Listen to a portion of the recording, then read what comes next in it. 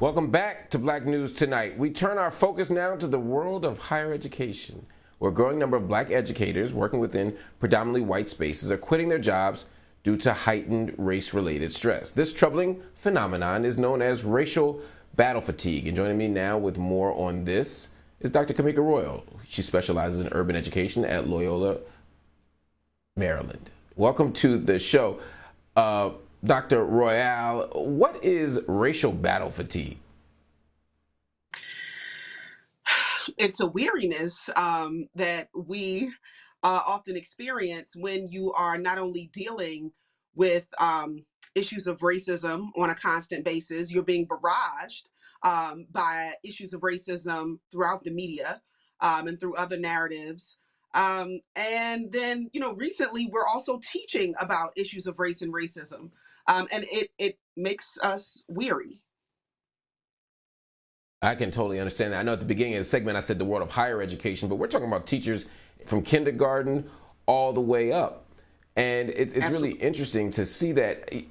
Has there ever been a moment where racial battle fatigue hasn't been an issue? Has there ever been a moment where black teachers around the country haven't had to think about this race thing in ways that created this type of stress and anxiety? No, I don't. I mean, no, right? So, in some ways, we definitely owe a debt to our ancestors who dealt with more than we have to deal with. I think one of the biggest differences, though, is social media and how often we see Black trauma, Black death, especially at the hands of the state on an ongoing loop. And in some ways, it's like being re terrorized every time that happens. Absolutely.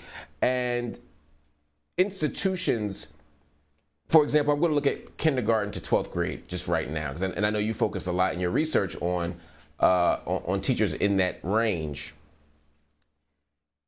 Black teachers make up such a minority of that group. There are, sometimes around the country, I think we make up 10% of the teaching population. In urban areas, maybe as high as 25, 30%. But we're basically black people surrounded by white people. What role do institutions, what role do colleagues, what role does the whiteness of the space play into how black teachers have to figure this stuff out? It plays a huge role in it. I think last year we saw, in some ways, a racial awakening where you had more people saying, like, "Oh, I can acknowledge that actually, something about policing, something about being a Black person, a person of color, is especially difficult in this country." Now, the results of that, are somewhat debatable because people's responses to that were like, "Okay, let me go be in a book group," but what we need to see more from institutions and colleagues is actually policy shifts and practices and holding people accountable based on this new knowledge. Right? We don't need more committees. We don't need more sort of teams. We saw the development of all these like equity officers and DEI trainings and things like that.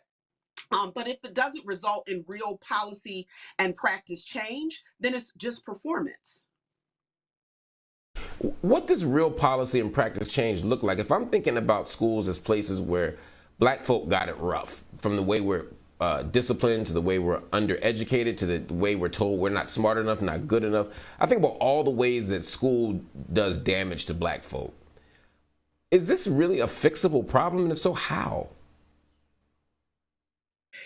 It depends on what you're talking about as the problem, right? So you say, is this a fixable problem? I think in some ways it depends on what problem we're trying to fix, right?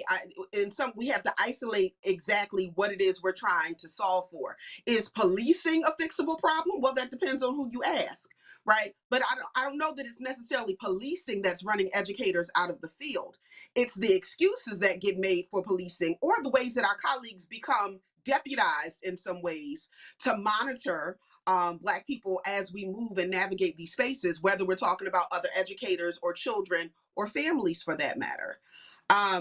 Do I think it's possible for things to be better? Absolutely. But I think people have to be a bit more honest about where the problems actually lie and start to address those problems from a smaller scale. In the era of Black Lives Matter, there's been a lot of hope that we can dismantle institutions, we can defund police. Some are calling, like myself, for abolishing police. People are talking about transnational solidarity around the world. People are really trying to change the system and the structure. Do we pay enough attention to schools when we're having these conversations? We absolutely don't pay enough attention to schools. And one of the things that pains me, so I'm finishing my 22nd year as an educator, the first 7 as someone who worked in schools and classrooms, in the last 15 in higher education, teaching and preparing educators. And I can say the more I study schools, the more I hate them. The more I feel like schools are places of socialization and programming, and not toward liberation, not toward learning, not toward our collective improvement and empowerment. I don't think we pay enough attention to how schools are sites of policing, how teachers, for instance, depending on the ideology they adopt and sort of how they move in their role, are often like police officers, right? Sort of persecuting children and families along the way, and even some of their colleagues, and running them out. I think schools need a lot more attention in this conversation about what it means to abolish policing, and to have this transnational solidarity. Dr. Camika Royal from Loyola University in Maryland, I want you to stick around with me because I want to talk to you about critical race theory. I keep talking to the wrong people, I think. So this time I'm going to talk to the right person. I know I got the right one right now. So hang with me. Everybody stay with me. We're going to talk about what's going on in the world. We're going to talk about this new racist currents going around. And we're going to talk about the fight to get rid of critical race theory in schools with Dr. Camika Royal. Stay with me on Black News Tonight.